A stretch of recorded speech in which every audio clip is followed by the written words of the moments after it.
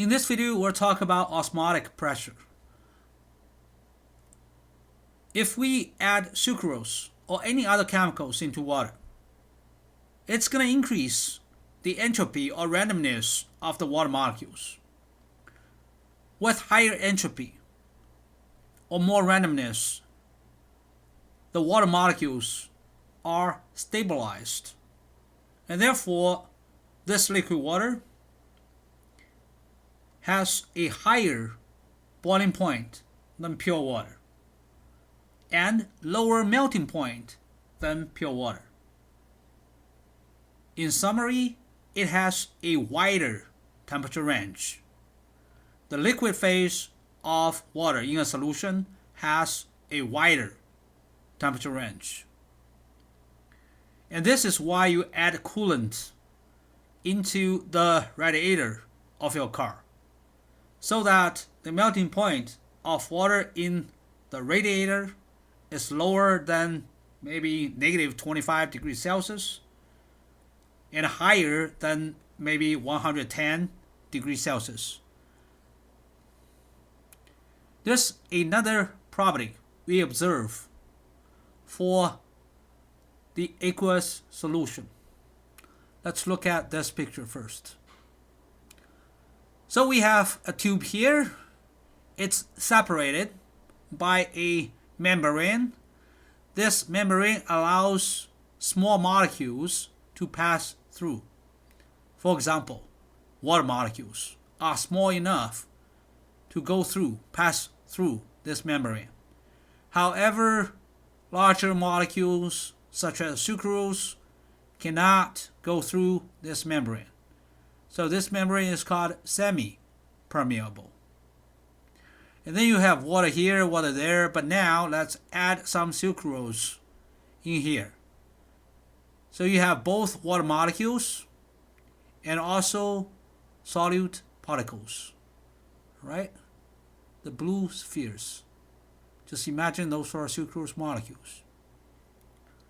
And now you create a pressure difference on the two sides of the membrane,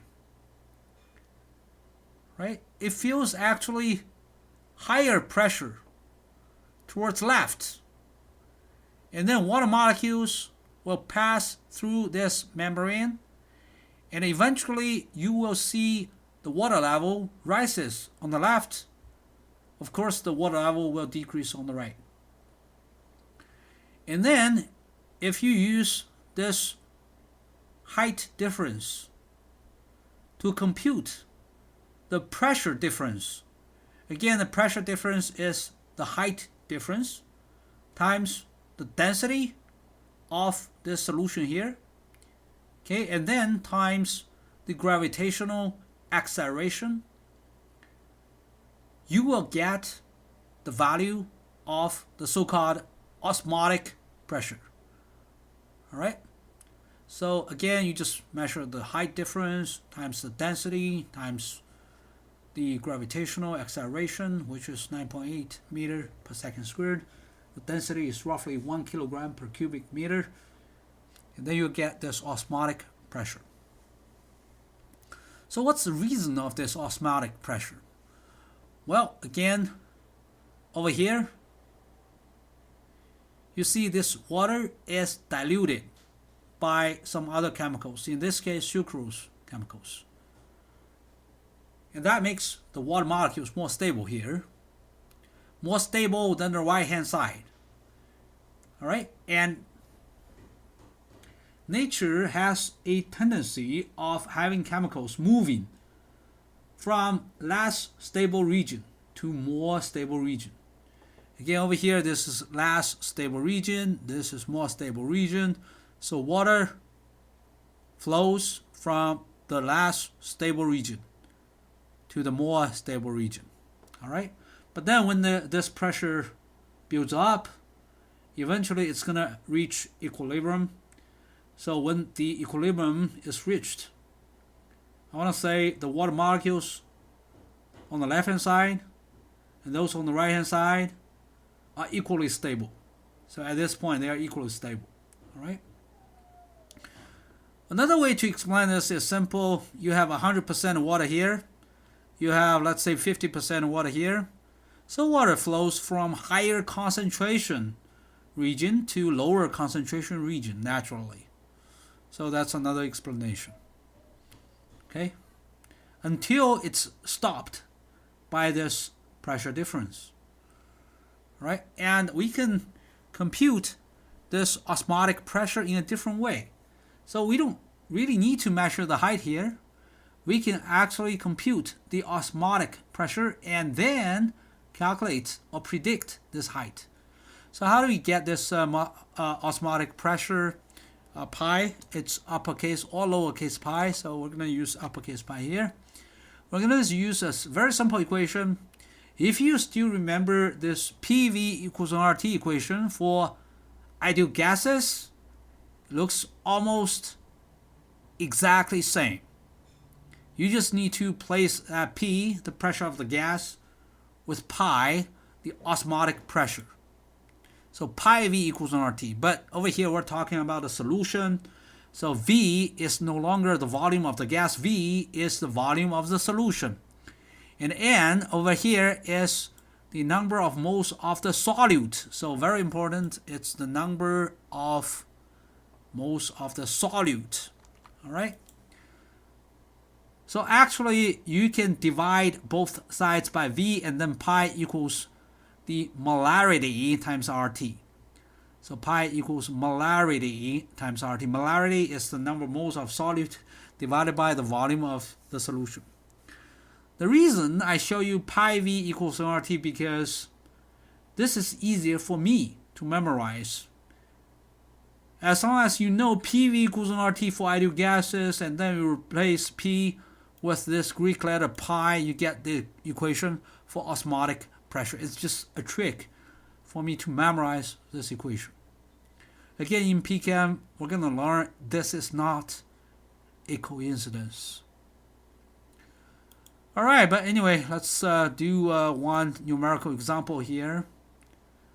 So if we add 1 mole of sucrose into 1 liter of water, assuming the final volume is still roughly 1 liter, okay, because again, by adding 1 mole of sucrose, it's not going to change the volume of this water by much. So it's probably going to be a little bit more than 1 liter, but let's just say it's 1 liter. And then we'll do just nRT over V to get pi. This time, I want to be sure that we use the SI units, okay, consistently. So we have nRT on top, we have volume on the bottom. So N is 1 mole, R is 8.3 joule per mole K. Temperature, let's say room temperature. The volume is 0.001 cubic meter. The result is going to be also in SI unit, Pascal. So if you do this calculation, the result is simple. It's going to be, I'm sorry, it's 2.5 million pascals. It's a huge number. It's a huge number. This number is equivalent to 25 bars. All right. So by dissolving 1 mole sucrose into 1 liter of water, you're going to create a huge osmotic pressure of 25 bars. It's roughly 25 atm as well. It's huge. All right. So maybe it's not a quite realistic example. The more realistic example is to use 0.1 mole of sucrose. I'm sorry about that. Maybe I should just change it. Okay. Okay, 2.5 atm. All right. Oh, and anyway, it's probably difficult to dissolve 1 mole sucrose in 1 liter of water because the molar mass of sucrose is 340. So you need to dissolve 340 grams of sucrose in 1,000 kilograms of water. I think it's probably doable, but that's just a little hard. It's a lot easier to dissolve only 0.1 mole of sucrose in 1 liter of water. All right. Okay, so now let's watch a video. Let's bust some red blood cells. Let's put some red blood cells in pure water. And now you can imagine inside the cell, it's a solution. Outside the cell, it's pure water. Inside the cell, the mole fraction of water is less than 1. So it's more stable than pure water. So what will happen? Water will move from the less stable region, that's pure water, to the more stable region, that's the inside of cell, the aqueous solution. Okay, so and then we can actually compute the osmotic pressure, the cell membrane fills. Again, we just use this equation. We just need to know what the temperature is, and also what's the concentration of the solutes inside the cell. Over here, this 0.1 should be replaced with the number of moles of all the solutes in the aqueous solution inside the cell. What kind of solutes? Maybe proteins, maybe some ions, all right? And over here, that's the volume of the solution. So you don't really need to know the volume of the solution or the number of moles of the solids if directly you get the concentration of the solute inside the cell. For example, over here, 0.1 divided by 1 liter, it's 0.1 molar concentration, or 0.1 mole per cubic meter concentration. So anyway, as long as you know the concentration. All right, now let's see some red blood cells burst in pure water. I'm sorry, it's black and white, so those are just the red blood cells. They are placed in pure water, and inside it's an aqueous solution of maybe protein, calcium ions, and some other ions. So the mole fraction of water is less than 1 inside the cell. That makes the water more stable inside the cell. Okay, so water should flow from outside to inside, and eventually it's gonna burst the red blood cell. All right, you can see this cells are getting bigger and bigger, while eventually the cell membrane cannot withstand the osmotic pressure here. All right.